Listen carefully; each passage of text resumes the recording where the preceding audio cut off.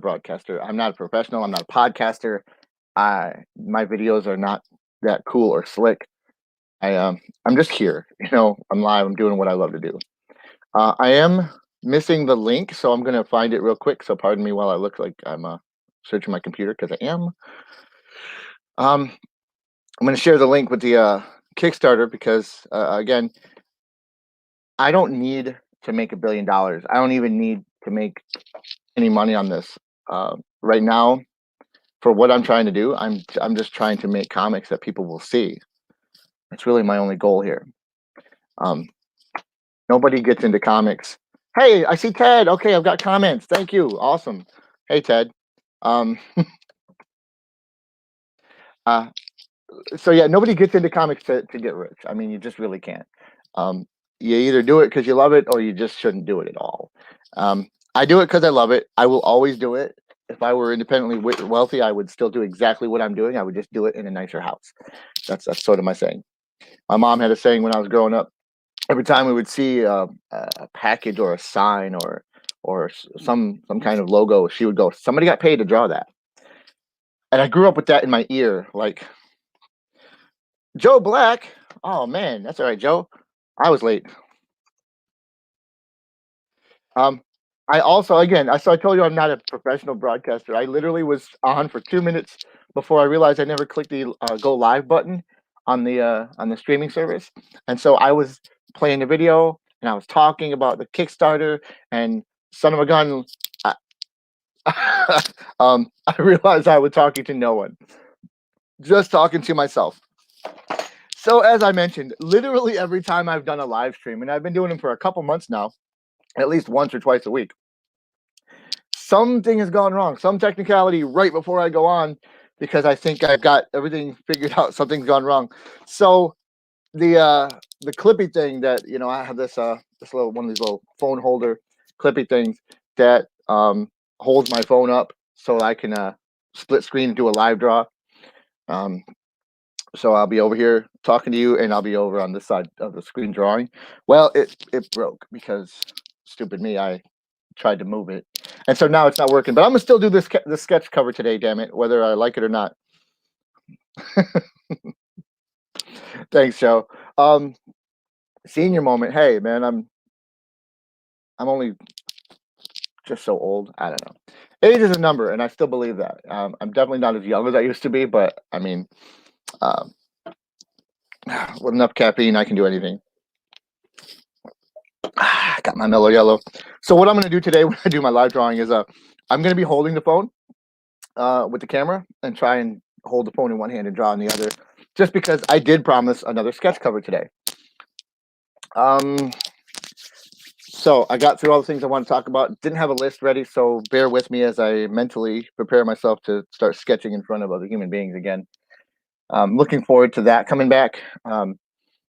Got my vaccines. Got my daughter got her vaccines. We're getting back to real life. I'm not jumping in both feet, but little by little, I'm feeling more comfortable going out in the world and being around people and doing more things. Theater's coming back, and that's exciting. We have a local theater here in Bay City that's doing a show, and my daughter got to do a play, and it was weird because it was all kids on stage with masks and distancing in the seats, like every other row was empty. But it was cool. It was cool because for the last 18 months or so, the kids have gotten nothing, and my daughter, uh, the way I love drawing, the way I love art, she loves performing. So between dance and theater, that's her life. And the hardest part of this pandemic for me, because luckily, uh, we were lucky enough not to be sick or anyone in our immediate family get too sick. Um, the hardest part for me personally was watching my daughter lose everything this past year and a half. I mean, so getting to go back to that is exciting. So this weekend we're going to Ohio for dance competition. It's the first real dance competition. I'm really excited to do it. I'll be a backstage prop dad because that's what dads do. See you tomorrow, Ted. Oh yeah, man, guys. Um, I will throw a link in the comments later, but tomorrow I'm going to be on the Ted Davies Artistry Show, TED Talks. I'm excited about that. I love talking to Ted. He's a great guy. He kind of is the person who inspired me to start doing these videos just because I didn't realize that it was something that's possible for a novice like me to dip his toes into the water. I thought you had to be a really big time broadcaster and be serious about the craft of it. And again, I will, self-deprecatingly apologize left and right that I'm not super polished at the broadcasting side of things. I'm reaching out because I'm doing stuff, and I've been doing it at home alone for about 2 years. So getting out like a lot of people into the world and reaching out through the miracle of the internet, it's exciting, and I still have things to bring to the world. Like, man, we have the Angel's Blood Kickstarter, which again, going really well. Needs to go better, but it's going really well. I got 1 week left, and I hope everybody. We have reward tiers starting at just $1. You can get a digital copy of the book if you just back it for $1, and that's because, like I said, it's not about money for me. It's about getting my work in front of more people.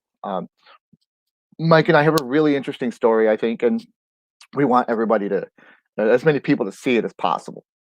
So you can support it just because you want to support it. You can support it for $1, and you'll get a digital copy of the book.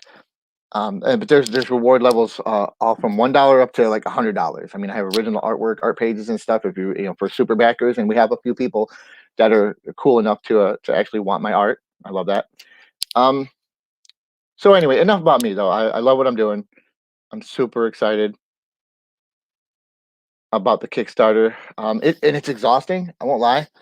I work it really hard every day because I'm I'm doing videos, but I'm also making. You've seen some of the videos that I've made with music by the incredible Chase Passion. I work the messages and the updates, and um, just constantly keeping on top of the Kickstarter. It's actually a full-time job in itself. I love it and it's worth it, but it's exhausting, and when it's over, I'm gonna sleep. I promise eventually. So I'm going to try and do a little sketching on this cover here. And if it doesn't work, bear with me because I will keep drawing and then I'll just show it to you. But if I can get this thing to work by holding it, that's sort of my goal here. Yeah, this is awful. Oh my goodness. Let's see, Ken, what's your deal?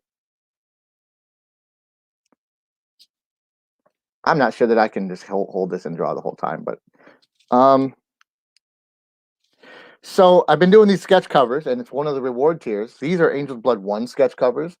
We're going to do sketch covers for the Zero project. We just can't get any of that till the whole thing is funded and paid off. But so I have a couple covers you may have seen me do in the past shows.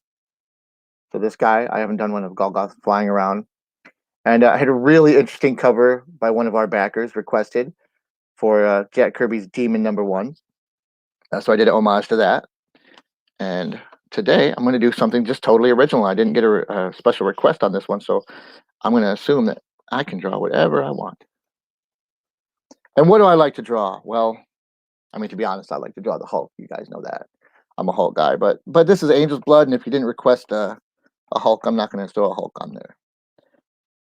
I'm going to do, you know what I haven't done? I'm going to do a close-up. Golgoth, besides being a demon, he's got a very elaborate face, and that's by design.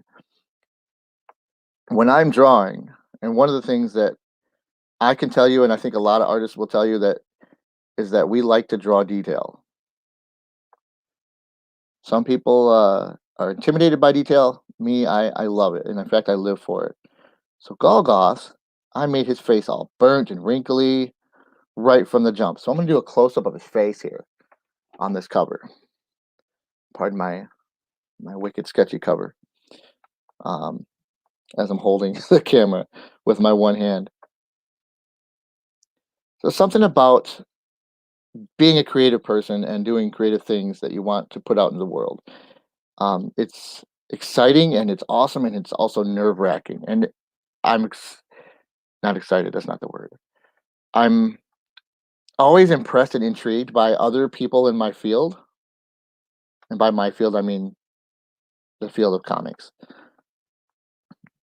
I tend to consider myself part of that, even though I'm a very small indie creator, a very small following. But It's another thing about it, man. Like every fan is hard earned. If you're watching this, uh, you either know me from some other way, or um, I really tried hard to get my work in front of you for you to see. And I'm sorry, as I hear things, I'm checking messages. Cool, cool, cool. I had something else I wanted to say before I started drawing, so I'm going to get to that in a second. So anyway, yeah, most indie creators, though, we work hard to earn our fans. Um, Hopefully, if we're good at it, we work hard to keep them. So by doing stuff like this, I want people to know that I appreciate everyone that's watching. I appreciate everyone that's ever read a book of mine,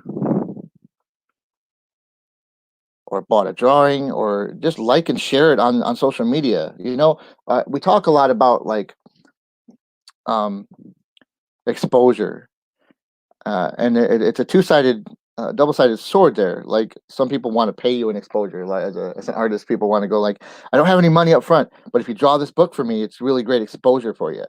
And not that there's not some truth and some goodwill behind that, but it's also kind of a trope that gets people to draw a bunch of stuff for free, and often does not lead to anything. And so it's a hard thing for an indie creator to be like, I really would like some exposure, but at the same time, what I do has value, and I need to make sure I'm getting value for it.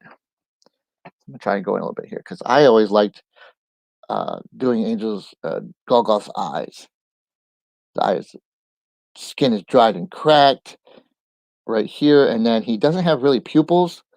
He's just got where the pupils of his eyes would be. They fade off into white, and that's how I draw him looking. So if you ever see him from a distance, you really don't notice it, but it's the kind of thing that it's there, and I know it's there, and that's all that matters, right? So many times where our creators are just toiling in obscurity, uh, drawing to entertain ourselves. And that's not just art. I mean, I know musicians who do the same thing. There's guys that put out songs or videos, make music, theater sometimes, whatever it is you do. Sometimes you feel like you're just trying to put it out to the world and nobody's watching or listening, but that's okay. I I think still, Lin-Manuel Miranda said it best, um, and I'm gonna misquote him, so I'm just gonna paraphrase instead. He said about theater, "Don't do it if you can do anything else." And the theory behind that just being to do theater, like you can't do it to get rich. You can't do it to make money. You can't do it um, with a payoff in mind necessarily, because it may never be that payoff. So it's going to take a lot out of you, and you're going to get nowhere in a lot of times, a lot of ways. And most people aren't Lin Manuel Miranda. Most people don't have a Hamilton in their toolbox. You know, I have been working for years, and I don't have that one. I love Angel's Blood, and I love the books I've done, but I mean, I don't have that one idea that's hit with the world, and I'm gonna launch to catapult to stardom or something. And I don't care about that. I don't need that. But it also means that I'm gonna keep working, and probably working still a second job, part-time job, a regular job, day job, whatever, making ends meet like I do now, because drawing comics doesn't pay the bills full time. There's not enough of that, and there's not enough big money in it. Even the best artists, you can't make a fortune drawing comic book pages. You just can't. There's very few that can command an exorbitant amount that let you pay the bills. So what happens is you end up being as a freelancer, you have to hustle. You have to do a lot of different things. You can draw comics, but you can also take commissions. You do shows. Hopefully, but by doing what we're doing here, hopefully, you sell books. Hold on, I'm gonna put this down and keep talking and drawing. Hit me up in the comments if this is too boring, because I don't want to be boring. But I can't hold that thing forever. I'm gonna get a new rig for next week. I promise. Right now, I'm gonna do a little more drawing, and then I'll show it to you when it's more complete. So I'm gonna talk a little bit personally because I always add a personal element to these streams. I don't know what to call them, man. I feel like calling it a podcast. It's not a podcast. I have no pod, and it's not audio. It's just me talking on video. But guys, there's something important that I always want to put out there every week, and that is connection. I mean, why am I doing this? I'm reaching out, trying to connect. I want to connect to somebody. Hopefully, there's somebody watching or listening. I thank you. I got a few friends on here now. And I see Joe and Ted, some of my Facebook friends. And hopefully you're watching later and you can see me doing some drawing. But something we've been missing a lot this past year because of COVID and the whole pandemic, not to mention how divided our country has been, we have been missing connection. And it is so important. It's so vitally important because we're social creatures, man, and we need each other. And some people categorize humans as tribal, and maybe we are to a point, but I think that tribe can be expanded. I don't think we have to be limited to that tribe. Like I don't just have to be close to the people that are close to me now. All right. I know that there's more out there. I know there are people. So I'm gonna use an example. I had a really shitty day. Saturday. Not gonna go into detail, but I had a really bad day, a crappy day, bunch of stuff, just stuff was hitting me. Did not enjoy how I was feeling, and two things saved me. Two things brought me back, man. I was really feeling bad. I had a very good friend reach out and somebody just somebody to reach out and tell you it's okay. You're gonna be okay. I am working, Ted. I am building it. I see you, man. I am, man, and that's one of the things about connection. It's also about networking. But it's like for me, it's just not a business. It's not just a business. I'm making comics because I want people to experience my stories and my art. I do something that I think is valuable, and I want to see. I make comics that I want to make mostly. Sometimes I make comics that people just pay me for, and there have been some jobs out there that were just for the money, and a lot of people do that. You have jobs for money. Going back to my crappy day Saturday, and my point being, we have to take care of each other as people, as humans. My day was rough, and someone helped me out. I'll tell you what, though, I wasn't looking for it, but when I'm having a bad day, and I'm really terrible at hiding it. I really am, man. Like, one of the problems of being usually kind of a outgoing or a extroverted person is that when you're not, people really can tell. So I'll tell you what, because this led me to Father's Day, which I was really happy about. Um, so I had a really rough Saturday, and then um, my daughter had been working on some art for like 3 days, um, and I was really ragging on her too. She's probably watching this. Sorry, um, I've been on her case about cleaning her room and normal stuff. She's 13 now, and feel like half the time all I do is uh, get on her about something. And I think she could tell, and she notices when I'm not feeling okay, and she puts her arms around me, and she gives me a hug, and she tells me I love you, and she tells me it's going to be okay without being prompted or asked, and she doesn't have to be told or or she just notices when I'm not okay. Um, and that makes me happy and proud. And I was like, oh man, I'm really not hiding my feelings very well because I just wanted to keep it to myself. I just wanted to sort of keep my own mood. But I can't, and I should, but that's not me. I've never been good at hiding, which makes me a terrible liar too. I can't get away with shit. Because I've never been good at hiding who I am. I keep stuff to myself, but I'm never good at hiding. So back to my original point, we gotta take care of each other. We need one another. I need people. You need people. And this whole year, we as a world, I want to say as a society, but I mean the whole planet's been going through this pandemic, and a lot of places maybe still are. I want to make sure that as I'm putting things out into the world, that other people know that um, they're not alone either. So what inspires me is when I see other creators who I think have it all together. Like I network with people from all levels. Like I talk to people who are even newer than me to comics, and much and less audience and less professional work out there.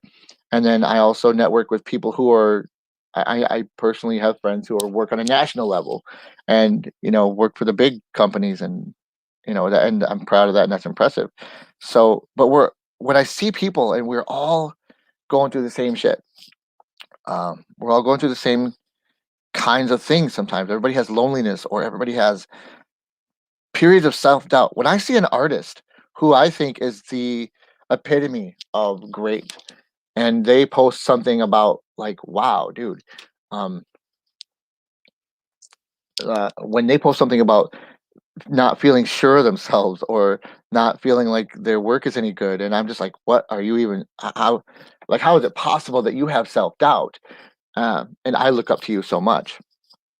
But the fact is, that's just normal. That's part of the human condition, and uh, people who are even celebrities in their fields have that kind of self doubt too.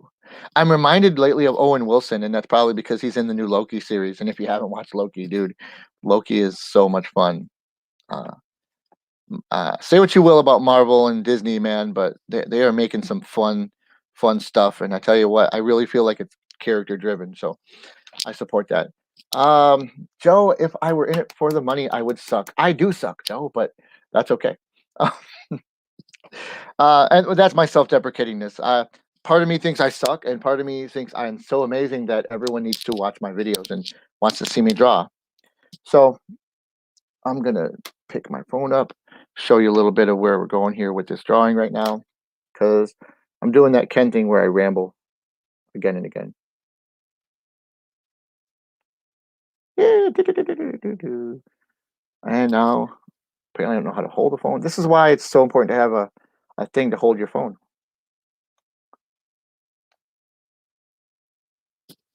And this is why I make pictures and not videos. Okay, so I'm working on a thing. I've got some Golgoth has these long dreaded braids, and I say dreaded braids. I think they're probably both and neither.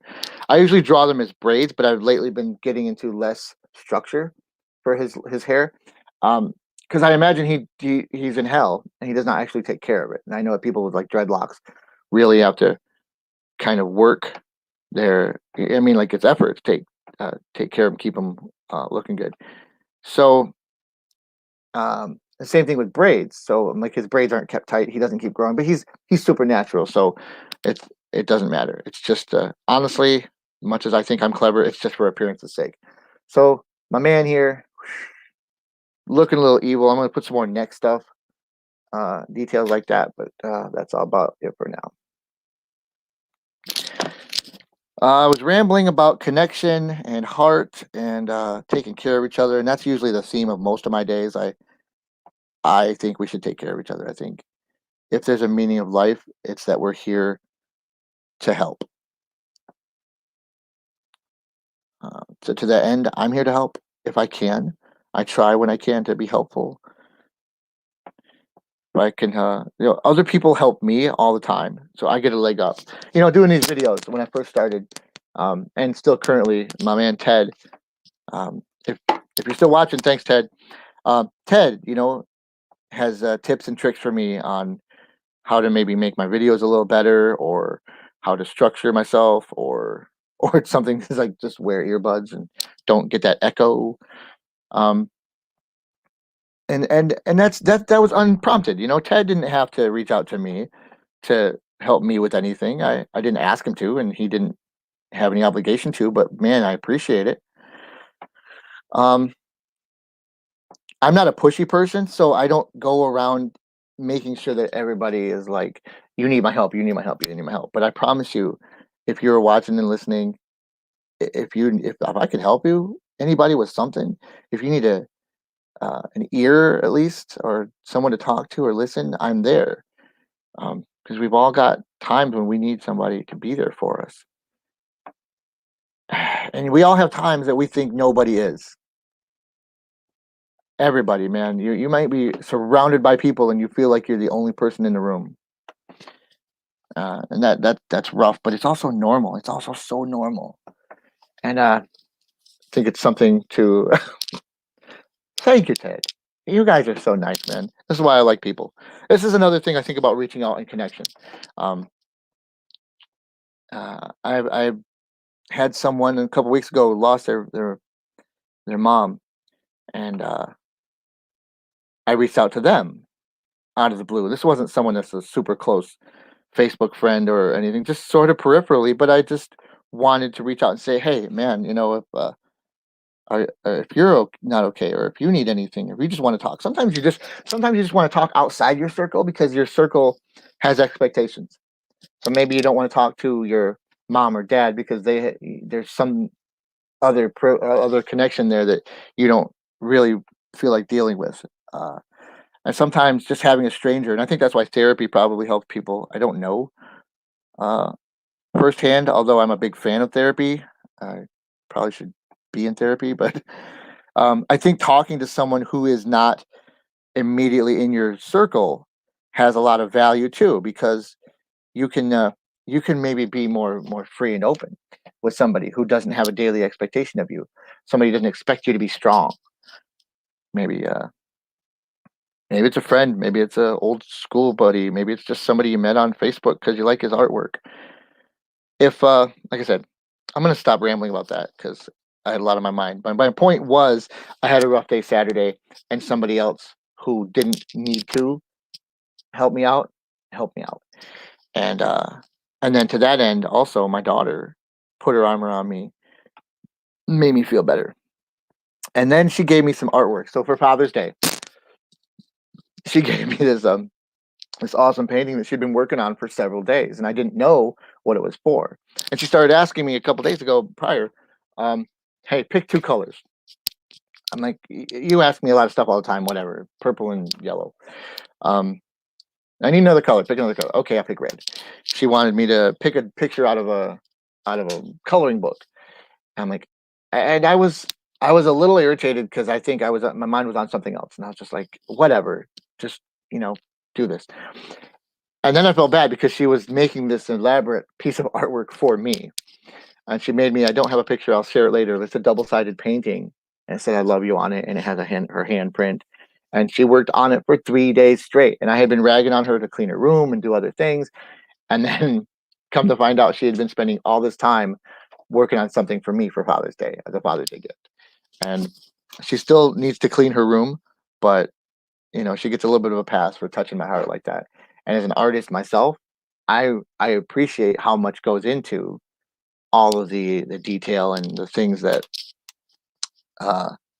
the things that you see when you look at a piece of a painting or a canvas or a drawing. Uh, when I look at a drawing or a painting, I see time.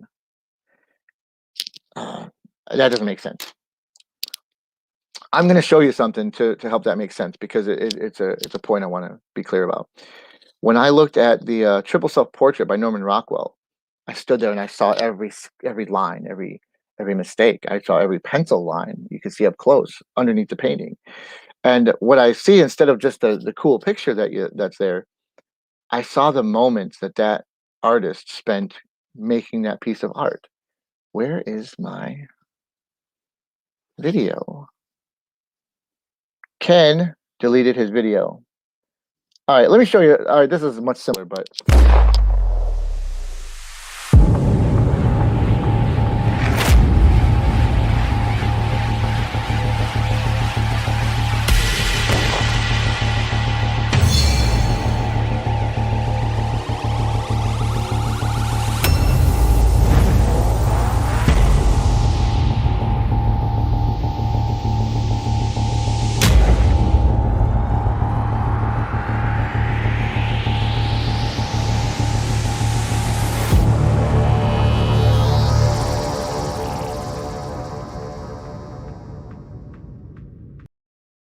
Okay, that was just Spider-Man 2099. It has no real depth to it.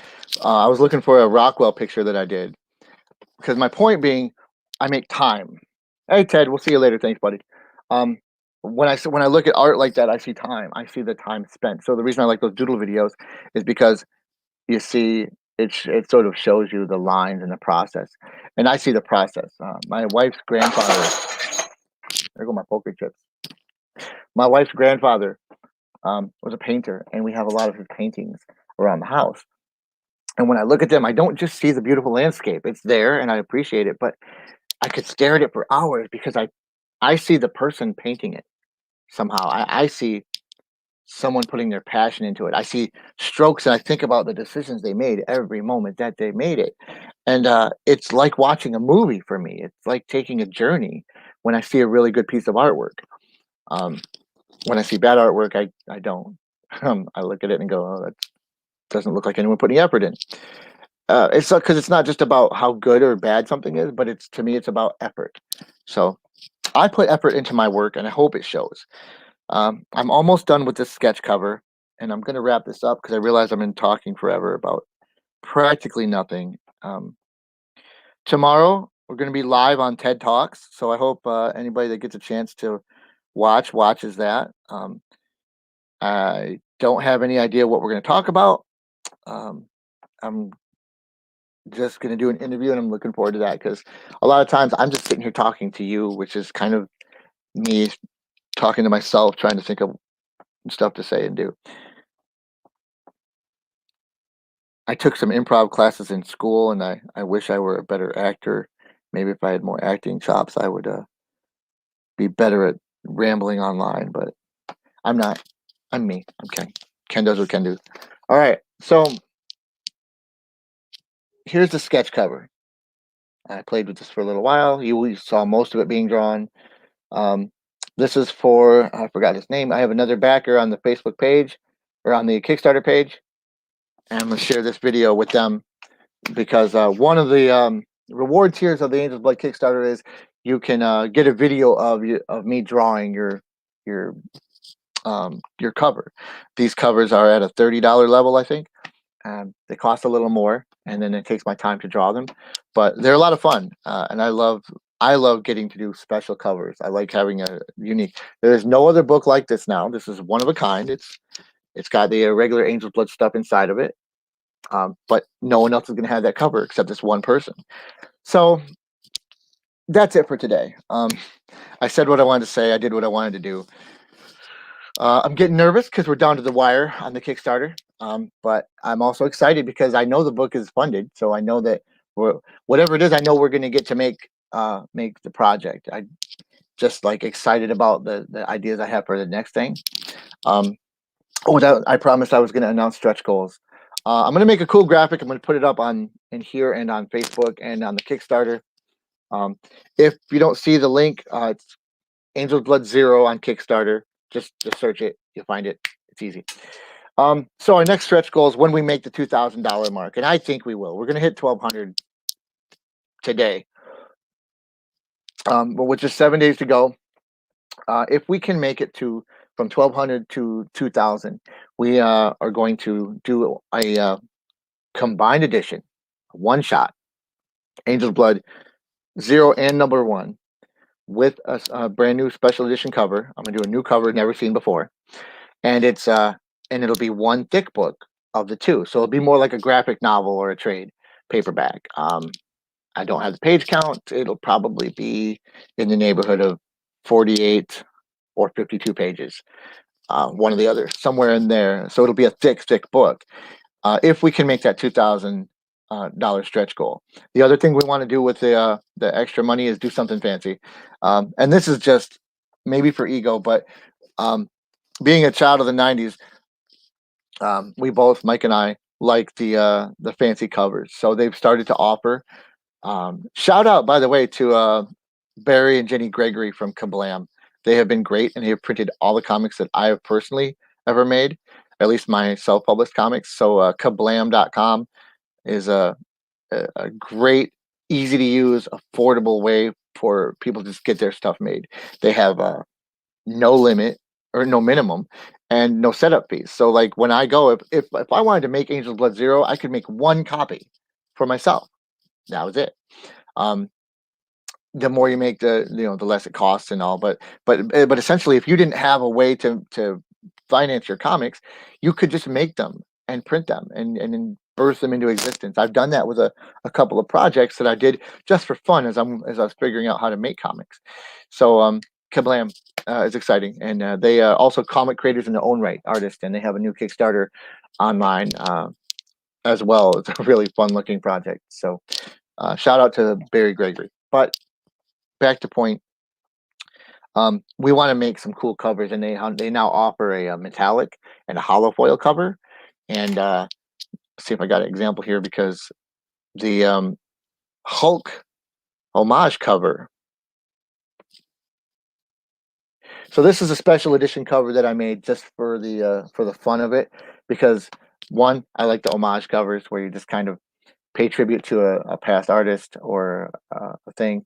And Mike and I are both huge Hulk fans, and so this is a copy, kind of, or I hate the word copy. It's a homage, a replication of Hulk #1, which is a big thing. Hey, thank you, Joe. Have fun. You too. I am wrapping this up. I know I'm long winded. For somebody who's not a writer, I sure talk a hell of a lot. So anyway, we're gonna take this cover, gonna put a hollow foil, a metallic cover behind it, and I'm gonna try and get rid of this. So if we make that $2,000 stretch goal, we're going to get all the swag, more copies. We need to do some promotion. So there's some marketing stuff behind the scenes that we're going to do in terms of getting shipping materials and postcards, and trying to get the book into stores and at least out into more faces.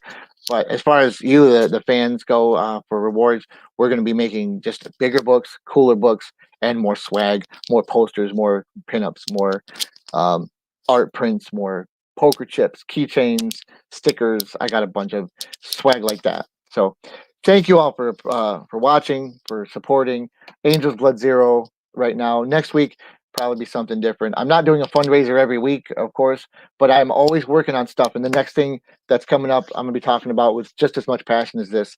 So I appreciate you. I'm a fan of yours, whoever you are. If you're watching, believe me, you mean something to me. So if I can help you in any way, don't hesitate to reach out, because I think it's important that we connect to each other. Have a great day. Take care of one another. Peace.